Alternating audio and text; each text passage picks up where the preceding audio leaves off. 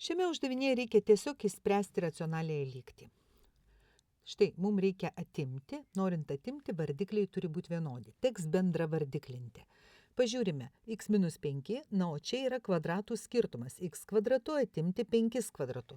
Mes galime išskaidyti jį pagal kvadratų skirtumo formulę. A kvadratu minus b kvadratu yra a minus b, a plus b. Tokią žinom formulę.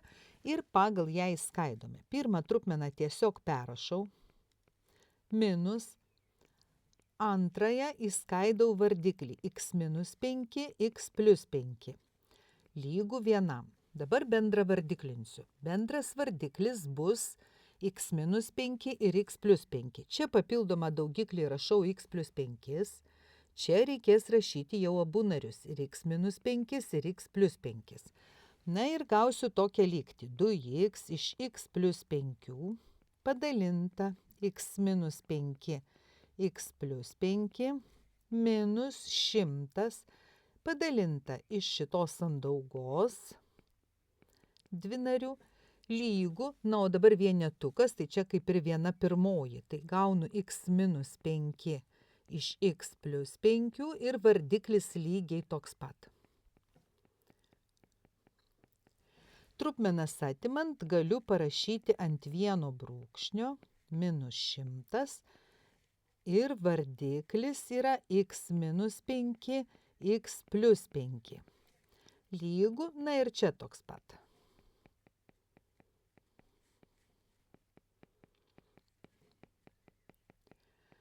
Kadangi trupmenų vardikliai lygus, tai ir skaitikliai turi būti lygus. Štai, aš galiu sulyginti skaitiklius. Bet kadangi jau mes atsisakėme tų vardiklių, nepamirškime apibrėžimo srities. Vardiklis negali būti lygus 0. Reiškia, mūsų x-iukas negali būti 5 lygus, na ir skaidžius, kadangi gaunu tokį reiškinį, x negali būti lygus nei 5, nei minus 5. Mes, kai gausim atsakymą, turėsim į tai atsižvelgti. Čia yra mūsų lygties apibrėžimo sritis.